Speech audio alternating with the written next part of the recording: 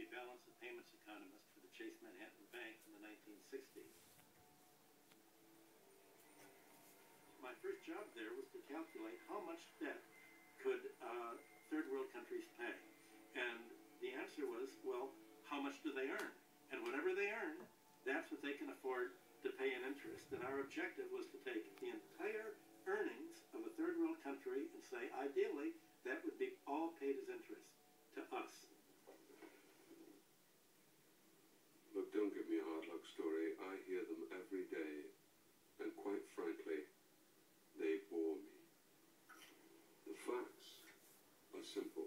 In 1973, this bank gave you a loan, and you still haven't paid it back. Admittedly, you paid back the initial sum, but not the interest, which to date amounts to 9 times the amount originally borrowed. 9 times. So you better get your act together. Times are tough, and we're all having to clamp down. And don't look at me like that.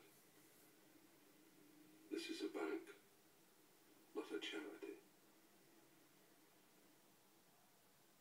The number one cost for foreign lending through some of the multilateral institutions such as IMF or World Bank is the debt toll on the continent. We can look at the support of dictators that took place 30 years from 1960 till 1997 of a brutal dictator. Moi, Mobutu Sese Seko Kukumbendu Wazabanga, je jure d'observer la Constitution et les lois du Zaïre. He was given humongous loans. Everyone knew he wasn't using that for the population. He was propped up as one of the biggest leaders in the whole African continent. While your country is young, only 10 years of age, that it has had a period of progress in that period, which has been an example for nations throughout the world. You have moved forward economically. You have established unity in your country. And you have a vitality which impresses every visitor when he comes to Congo. What is interesting is all the money plundered from all the international debt is found in Western banks. So as he was removed from power, the money never returned to the Congolese.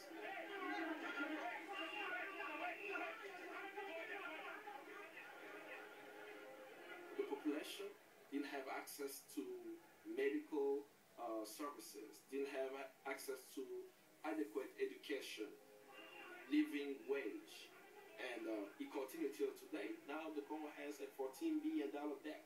It's been structured in a way where the people do not benefit, and the human cost is so high. You know, in the Congo we have 6 million debt since 1996.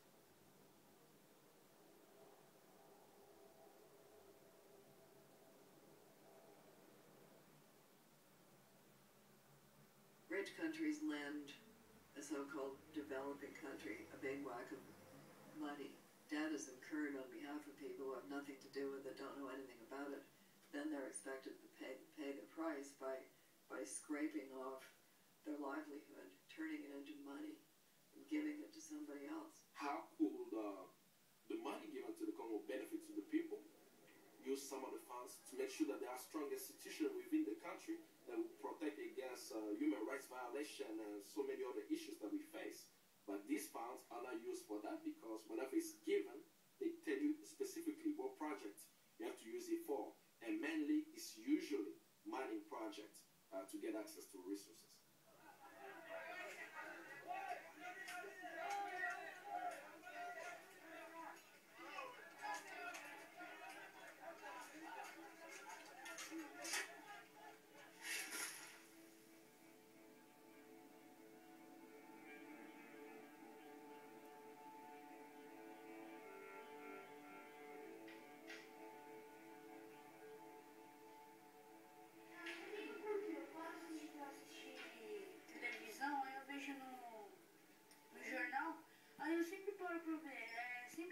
matando a Amazônia. Não tem por que eles querem isso.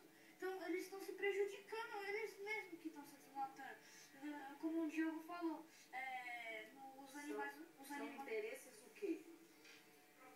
Interesses econômicos? You can relate the destruction of the rainforest in Brazil directly to the Wall Street and London financial sector. The story begins in 1982 when countries couldn't pay their debt anymore. And the result is that the Latin American countries generally stopped paying because they said, we're already paying all of the balance of payments surplus we have to the banks. We don't have any money to import to sustain living standards. We don't have money to import to build new factories and to pay the debt. So the International Monetary Fund at that point said, don't go bankrupt. You have an option. You can begin to sell off the public domain. You have plenty of assets to sell to pay us. Claro. You can sell off your water rights, your forests, your subsoil mineral resources. You can sell us your oil rights.